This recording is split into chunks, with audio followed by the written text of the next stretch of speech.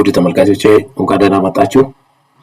የዛሬውን ትምህርት ከመቀጠላችን በፊት እስቲ ያለፉትን ሳምንታት ምን ስንማር እንደነበረ ለማስታወስ ያክል እስቲ let us remember what we have learned last weeks consecutively በተከታታይ ምን እንደተማርን ብናስታውስ ጥሩ ነው። እስቲ በWH questions with WH question words ምን እንደተማርን ለማስታወስ እንሞክር። እስቲ ምን ቃላት የWH questions ቃላት ተጠቅመን ምን እንደተማርን እስቲ ለማስታወስ እንሞክር። Could you try please? Who can try? Which? Okay. But which እስቲ እንስራ። ምን ለማለት ነው which የምንጠቀመው? እስቲ let's try. Let us try. But which ስንል ምን ማለት ነው? ወደ አማርኛ ስናመጣው try it please. which የትኛው ለማለት ነው። which car is yours ብንል ምን ማለታችን ነው? which car is yours? which car is yours ወደ አማርኛ ስናመጣው which car is yours? የትኛው መኪና ያንተ ነው? ያንተ መኪና የትኛው ነው የሚለውን ትርጉም ይሰጠናል ማለት ነው። which house is yours ብንልስ which house is yours? ያንተ ቤት የትኛው ነው ለማለት ይሆናል ማለት ነው። እስቲ በwhich ሌላ እንስራ። እስቲ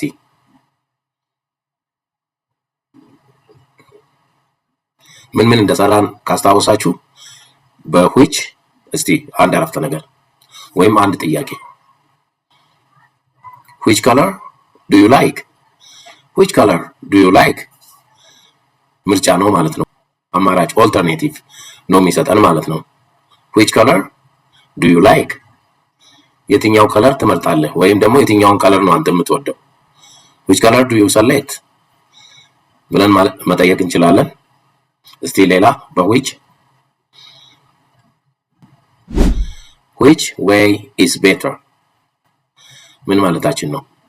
which way is better የትኛው መንገድ የተሻለ ነው ብለን ስንጠይቅ ማለት ነው።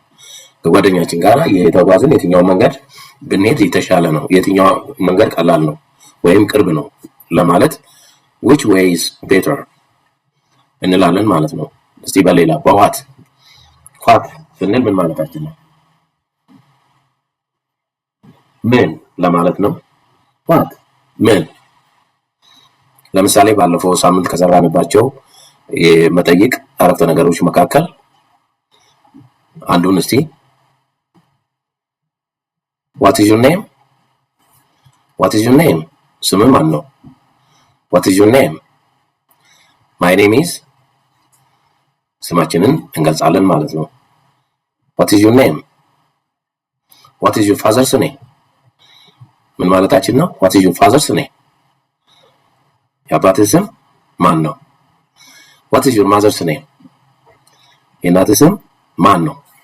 ሌላ የWH questions መጠይቂያ አረፍተ ነገር where በሚለው እስቲ where ማለት ምን ማለት ነው? where የት ለማለት ነው። የት where do you live ብንል ምን ማለታችን ነው? where do you live? I live in Addis የት ነው የምትኖረው? I live in Addis አዲስ ነው የምኖረው፣ አዲስ አበባ ነው የምኖረው። where do you live? ለምሳሌ where were you yesterday ምን ማለታችን ነው? where were you ትናንትና የት ነበራችሁ? ትናንትና የት ነበርሽ? ትናንትና የት ነበርክ? where were you yesterday ትናንትና የት ነበራችሁ ለሁሉም ይሆናል ማለት ነው። ትናንትና የት ነበርሽ? ትናንትና የት ነበራችሁ? ትናንትና የት ነበርክ የሚለውን ለመጠየቅ ይጠቅመናል ማለት ነው። whose በሚለው እስቲ ሌላ whose በሚለው እንስራ። whose ምን ማለት ነው? whose የማን። who this car is ባለፈው እዚህ ስንማር ከ ካየናቸው ውስጥ አንዱ who this car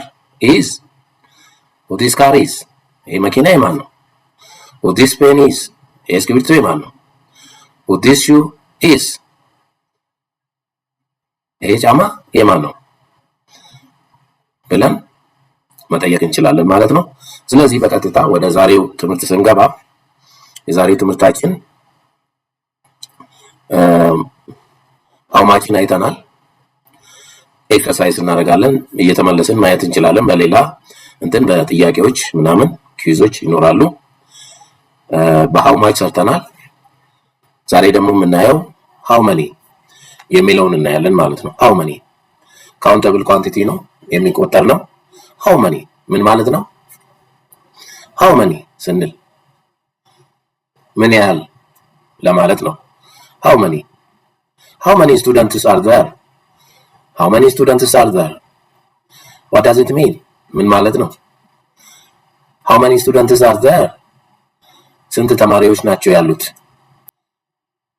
ምን ያህል መኪናዎች ናቸው ያሉ ለማለት ነው። How many cars do you own? ምን ያህል መኪና አለ?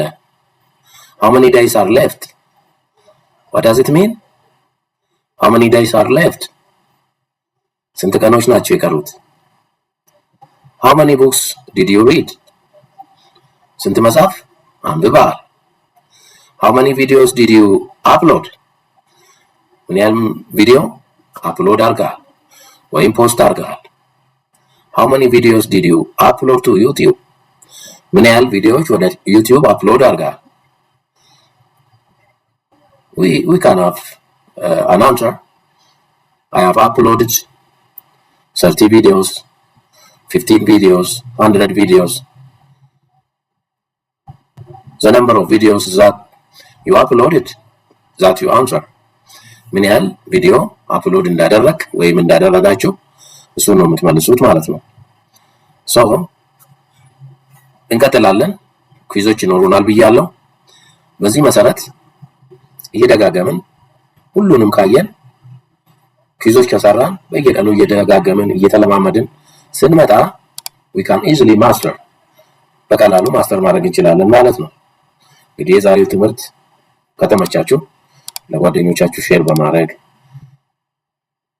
በተደጋጋሚ በተከታታይ የሚለቀቁ ቪዲዮዎች ቶሎ እንዲደርሷችሁ ደግሞ የደወል ምልክቱን በመጫን ለቻናሉ አዲስ ከሆናችሁ ሰብስክራይብ በማድረግ የቻናሌ ቤተሰብ እንድትሆኑ ጠይቃለሁ።